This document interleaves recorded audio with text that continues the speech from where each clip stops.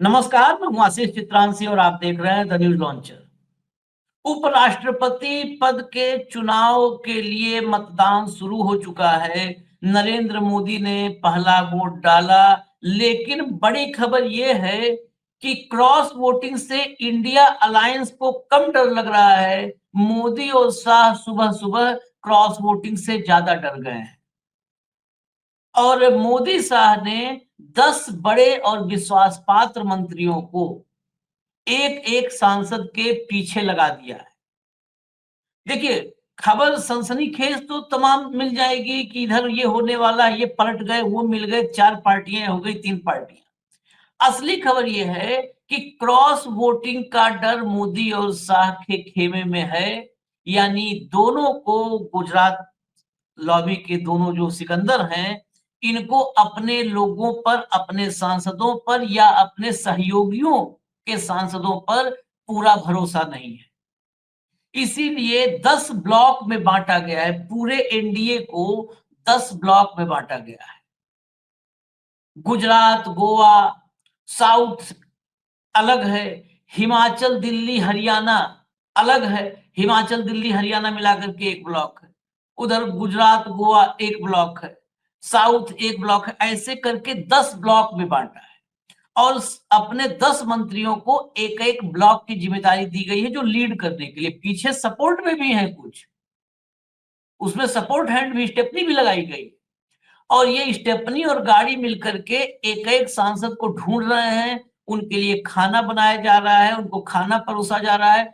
मतलब सुबह 10 बजे जीतन मांझी सुबह 10 बजे ही भरपेट खाना खा के संसद आ गए। आप ये मतलब ऐसा नहीं है कि मैं जीतन मांझी का कहीं पे भी मजाक उड़ाने की कोशिश कर रहा हूँ, लेकिन प्रबंध देखिए कि नित्यानंद राय के यहाँ से वो सुबह 10 बजे ही भरपेट खा करके और डकार मारते पहुँच गए, कहे बहुत टेस्टी खाना बना था।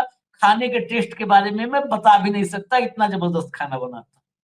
तो ये है अविश्वास। और जो पूरा नैरेटिव गढ़ने की कोशिश थी, मैंने कल एक वीडियो में कहा था कि एनडीए इसलिए डरा हुआ है कि अगर 2 वोट भी क्रॉस वोटिंग हो गया ना, तो मोदी का फेस लॉस हो जाएगा। क्या चेहरा दिखाएँगे दुनिया का सबसे लोकप्रिय नेता, जिसके इशारों पर हवाएँ चलती हैं, वो 2 सांसद उसके छटक गए उससे। तो ये जो है संकट मोदी के सामने बड़ा है और इसीलिए राजनाथ सिंह को लगाया था कि चुनाव ना हो। चुनाव होगा तो क्रॉस वोटिंग का खतरा होगा। जबरन कितने दिन तक बांध करके रखा जा सकता है। खैर, मैं खबर पर आता हूँ। जरा दिखाइए, पहले खबर दिखाइए, फटाफट लाइए, स्क्रीन पर खबर दिखाइए। उपराष्ट्रपति चुनाव में भाजपा पूरे दिन रहेगी अलर्ट। एक-एक सांसद की निगरानी, बनाए गए हैं 10 ब्लॉक। जो हम कहे, वैसे मैंने कहा ना कि हवा-हवाई बैठे आँख बंद करके कुछ आपको नहीं बताते हैं। नेक्स्ट खबर के भीतर लाइए और कम से कम मैं आपको 10 बाइटें सुनवाऊँगा, उसमें एनडीए की भी बाइटें हैं। देखिए, सारे वोट जो एनडीए के हैं वो राधाकृष्णन को ही पड़े, इसके लिए भाजपा ने पूरी तैयारी की है। यहाँ तक कि अपने सांसदों को ज़ोन वाइज़ कुल 10 ब्लॉक में बाँटा है। इन सांसदों की दिल्ली में निगरानी करने और वोट सुनिश्चित कराने की ज़िम्मेदारी भी सीनियर मंत्रियों को दी गई है। जैसे दक्षिण भारत से आने वाले भाजपा सांसदों के ब्लॉक का नेतृत्व केंद्रीय मंत्री प्रहलाद जोशी करेंगे। दक्षिण से ज़्यादा सांसद हैं नहीं, इसलिए इकट्ठे पूरा एक ब्लॉक बना दिया। दक्षिण से एक गोपी, सुरेश गोपी और आपके तेलंगाना और कर्नाटक का सांसद जोड़ लीजिए। बाकी तो सहयोगी दलों के सांसद हैं जो हैं पवन कल्याण और चंद्रबाबू नायडू वाले। तो ये ज़िम्मेदारी दी गई है प्रहलाद जोशी को। इसके अलावा उत्तर प्रदेश के सांसदों को पीयूष गोयल डील करेंगे। शिवराज सिंह चौहान, मनोहर लाल खट्टर, अर्जुन मेघवाल के अलावा 5 और नेताओं को ये ज़िम्मेदारी दी गई है। जैसे मनोहर लाल खट्टर हैं। मनोहर लाल खट्टर के पास हिमाचल, हरियाणा और दिल्ली, ये 3 राज्यों की ज़िम्मेदारी है खट्टर के पास। मेघवाल के पास राजस्थान समेत कुछ राज्यों की ज़िम्मेदारी है। शिवराज सिंह को ज़िम्मेदारी, ऐसे मैंने नित्यानंद राय का बताया था कि उनके यहाँ भोजन-वोजन सवेरे आज जो है ब्रह्म मुहूर्त में ही खाना-वाना बन गया है। अब क्या बना है, आप समझिए कि टेस्ट के को लेकर के बिहार से आने वाले नेता अगर उसके स्वाद की बखान करने में लगे हैं। क्योंकि भाजपा ये नहीं चाहती है कि किसी भी तरह से क्रॉस वोटिंग में उसका ही कोई सांसद दूसरे खेमे को वोट कराए। इससे नतीजे पर ज्यादा असर नहीं होगा, लेकिन नैरेटिव जरूर प्रभावित होगा। दोनों सदनों को मिलाकर एनडीए के पास कुल 427 सांसद हैं। इसके अलावा वाईएसआर कांग्रेस ने भी समर्थन का ऐलान किया है। बीआरएस बीजेडी वोटिंग से दूर रह रहे हैं। बीआरएस बीजेडी के अलावा मैं जोड़ दूं, इसमें खबर इनकम्प्लीट है, शिरोमणि अकाली दल भी जो है एब्सटेन रहेगा इस मतदान से। इससे भी समीकरण पूरी तरह से एनडीए के पक्ष में है। जगदीप धनखड़ को 346 वोट मिले थे, जबकि इस चुनाव में अब सीपी राधाकृष्णन को जो जोड़ घटाना जोड़ रहे हैं मीडिया के लोग, वो बता रहे हैं कि इससे ज्यादा वोट हासिल हो सकते हैं। एक मीडिया रिपोर्ट के मुताबिक 315 वोट इस वक्त इंडिया अलायंस के पक्ष में है और प्लस 12 आम आदमी पार्टी के। 12 में एक स्वाति मालीवाल हैं जो आम आदमी पार्टी के सर्वोच्च नेता अरविंद केजरीवाल के खिलाफ बिल्कुल मोर्चा खोले हुए हैं। तो स्वाति मालीवाल का अगर भरोसा न भी किया जाए तो सीपी राधाकृष्णन के खिलाफ सुदर्शन रेड्डी के समर्थन में आम आदमी पार्टी खड़ी है। तो 11,315 और 11,326 326 वोट भी अगर इंडिया अलायंस को मिल गए तो भी बीजेपी को ये झटका होगा। जब तक इंडिया अलायंस में सेंधमारी नहीं करेंगे, इंडिया अलायंस के मतों में से कुछ अपने तरफ क्रॉस वोटिंग करवा के नहीं ला पाएंगे मोदी साहब, तब तक इस चुनाव को लेकर के कोई माहौल नहीं बना पाएंगे, टेम्पो हाई नहीं कर पाएंगे।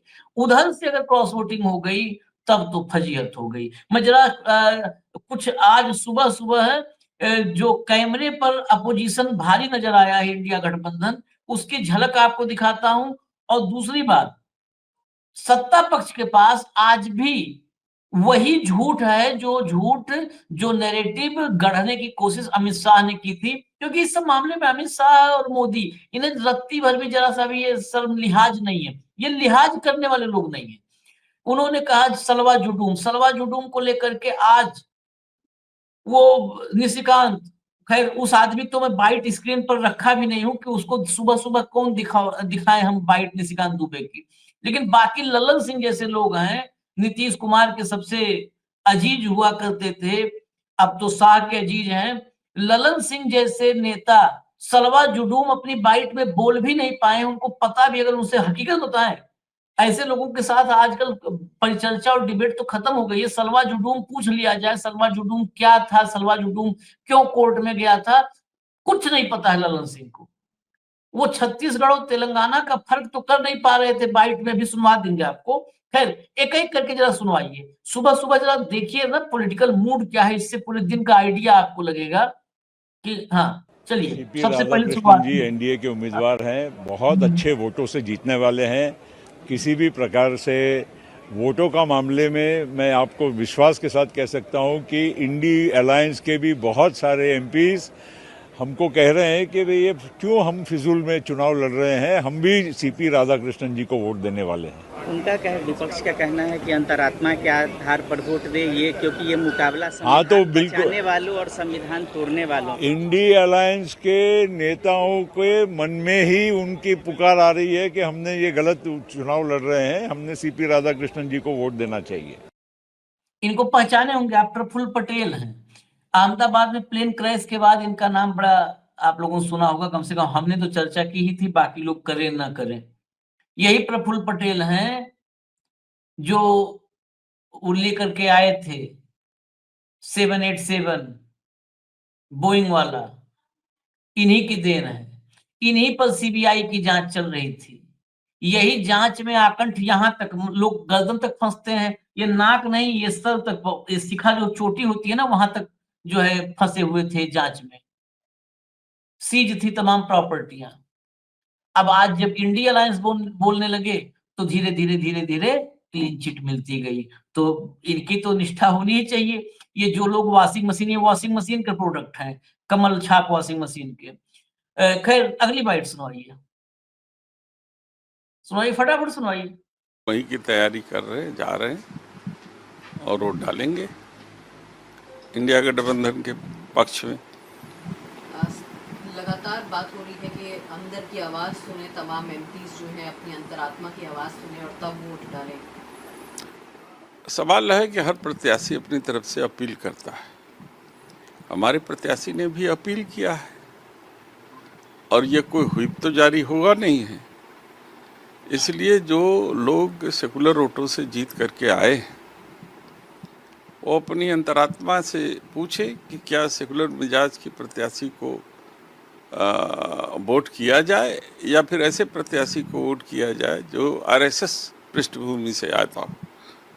तो निर्णय तो उनका होगा और इस पर हम लोगों को भरोसा है कि हमारा प्रत्याशी विजयश्री हासिल करेगा। सर ऐसा ही आपके मुद्दे पर सुप्रीम कोर्ट ने कहा कि आधार कार्ड जो है उसको इलेक्शन चलिए हटाइए, अब आधार कार्ड पे आ गए। हटाइए हटाइए हटाइए, तुरंत हटाइए, अगली बाइट चलाइए। ये समाजवादी पार्टी के सांसद थे वीरेंद्र सिंह, जिन्होंने कल बताया था कि विपक्ष के कुछ नेता क्रॉस वोटिंग करेंगे कुछ सांसद। चलिए प्ले करिए। मैसेज ऑलरेडी दे चुका हूँ। देश के लोगों से जो प्यार मिला और जो सिविल सोसाइटी का रेस्पॉन्स है। सुदर्शन रेड्डी थे, उन्होंने कहा कि मैसेज मैं ऑलरेडी दे चुका हूं, सिविल सोसाइटी से बड़ा प्यार मिला है और तमाम जो है बौद्धिक लोगों से, विपक्ष के लोगों से, सांसदों से बहुत प्यार मिला है। नेक्स्ट बाइट अखिलेश यादव सुनिए। पूरा देश ये देख रहा है और जो वाइस प्रेसिडेंट थे क्यों चले गए, और हमें सबको यकीन है जैसे ही नए राष्ट्रपति बनेंगे पुराने राष्ट्रपति जी भी बाहर आ जाएंगे। और पूरा देश ये जानता है कि भारतीय जनता पार्टी, और खासकर हम लोगों ने उत्तर प्रदेश में देखा है कि भारतीय जनता पार्टी इस्तेमाली पार्टी है। पहले इस्तेमाल करो फिर बर्बाद करो।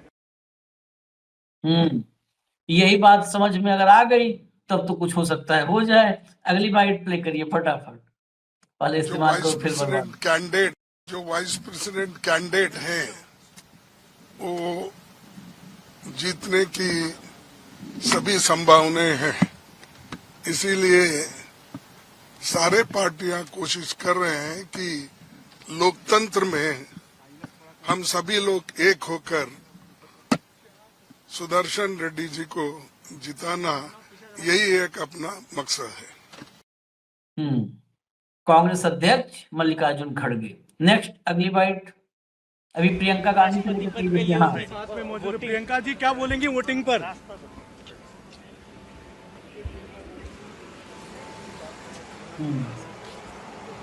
प्रियंका जी मतदान के लिए चली गई, वोटिंग पर बिना कुछ बोले हुए। नेक्स्ट अगला जो अभी ये सब अगर होती है, प्ले करिए क्रॉस वोटिंग अगर होती है, ये आप तक खबर आई है, उसका मतलब है भारतीय जनता पार्टी हो। क्रॉस वोटिंग दोनों तरफ से हो सकती है ना, एक तरफ से नहीं होती। क्रॉस वोटिंग का सबसे ज्यादा धोखा, डर ये सत्ताधारी पार्टी को है। इतनी कमजोर सरकार आज नरेंद्र मोदी की है, उनके साथ जो लोग लगे हुए हैं आज मित्र पक्ष वाले, वो मेंटली स्थिर नहीं है उनके साथ। अगर ऐसा होता, ये सरकार मजबूत होती, तो बीजू जनता दल, केसीआर साहब की पार्टी, अकाली दल, ये सभी पार्टियों ने अब तक सदन में सभी मुद्दे पर सरकार को समर्थन दिया है। लेकिन ये लोग एनडीए के उम्मीदवार को उपराष्ट्रपति पद के चुनाव में मत देने को तैयार नहीं, वोट देने को तैयार नहीं। उसका मतलब क्रॉस वोटिंग का सबसे ज़्यादा खतरा किसको है? एनडीए को है। सर इसमें एक बात यह है कि वीवी गिरी जो कांग्रेस के कैंडिडेट थे, इंदिरा गांधी को चुन के आए थे, ऐसा कुछ हो सकता है कि इस बार? देखिए मैं कुछ बोलूँगा नहीं, ये चुनाव है और चुनाव बहुत अच्छा तरह से चल रहा है।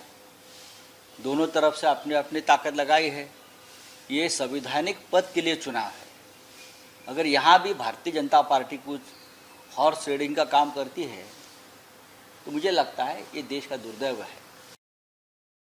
चलिए और बच्चा है तो दिखा दीजिए एक आध बाइटें, और अभी होंगी। अभी तो खाना खा के माझी जी आए हैं, उनकी बाइट होगी। क्या मतलब माना जाए? क्या विक्ट्री साइन दिखा रहे हैं? विक्ट्री साइन का मतलब 100 से ऊपर परसेंट भी कुछ होता है, 110% विक्ट्री।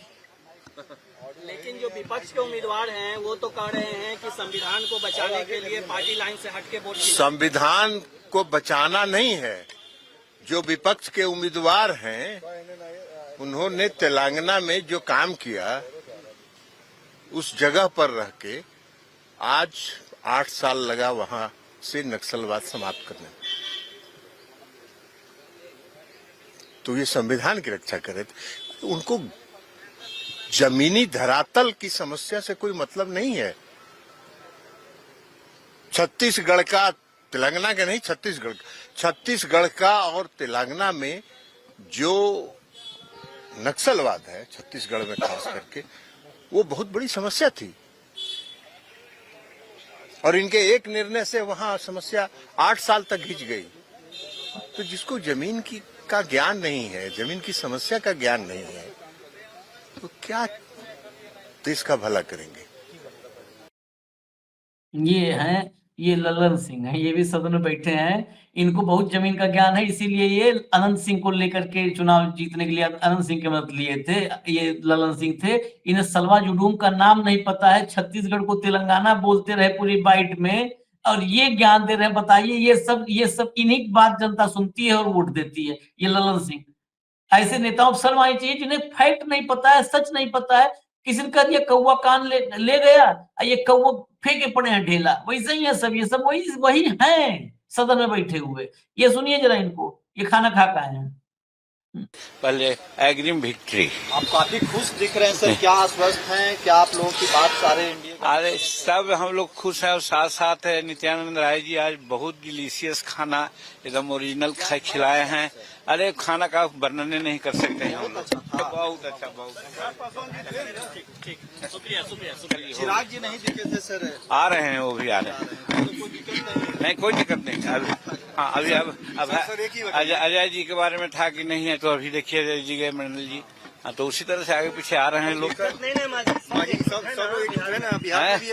लोग बिहार में एकदम सब ठीक है। कहीं कुछ ज्यादा ही आ जाएगा। तो ज्यादा ही आ जाएगा, जितने सांसद हैं उससे ज्यादा वोट बिहार से आ जाएगा। ये खाली डिलीशियस खाने के चक्कर में खुशी इनके चेहरे पे दिख रही है। और पत्रकार भी सवाल बहुत सही आदमी से कर लेते हैं। कितना भी दबाया जाए, भीतर से पत्रकार है ना, चिराग का इनसे पूछ ले सवाल। कल तक ये चिराग को गरिया रहे थे, चिराग इनको, अब ये बता रहे नहीं आ रहे हैं, वो भी आ रहे हैं। इन्हीं के पास अपडेट है, उनका भी है।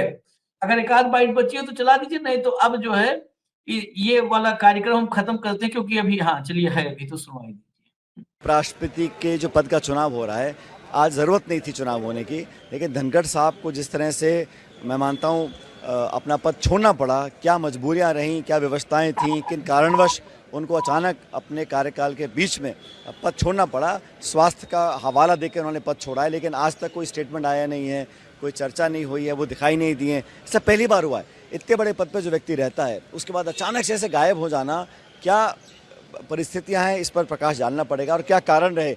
आज नहीं तो कल इसकी पोल जरूर खुलेगी। बहरहाल आज चुनाव है, तमाम सांसद अगर अपना वोट डाल रहे हैं, हमारे उम्मीदवार बड़े मजबूत हैं, उन्होंने अपना अच्छा कैंपेन किया है। सभी सांसदों में इस बात की चर्चा है कि जो हुआ वो ठीक नहीं हुआ और हमारे उम्मीदवार जीतेंगे, ऐसा उम्मीद करता हूँ। चलिए अगला, नेक्स्ट। कल तक तो एनडीए के साथ सारे वोटिंग में बहुत से दल थे, तो अगर वो एब्सटेन भी कोई करेगा तो निश्चित रूप से हमारे लिए फायदेमंद होगा, क्योंकि पिछला चुनाव उपराष्ट्रपति का हुआ था, तो देखें एनडीए के साथ बड़ा कुनबा था, घट गया है। मुझे पूरा भरोसा है इसमें पार्टी व्हिप नहीं लागू होता, तो पार्टी लाइन का उल्लंघन भी नहीं होगा।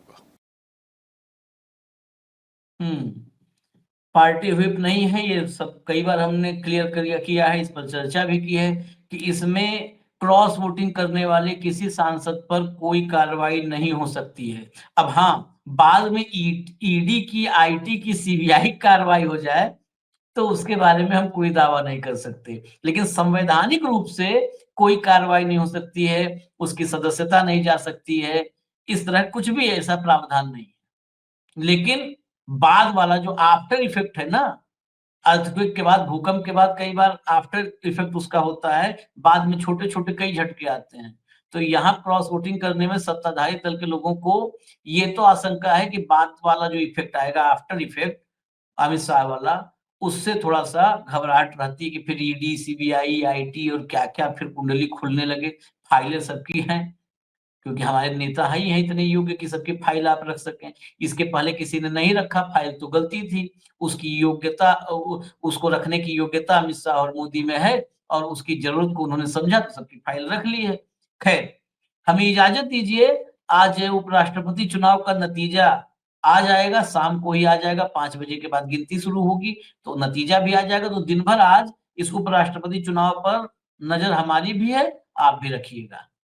इजाजत दीजिए, धन्यवाद।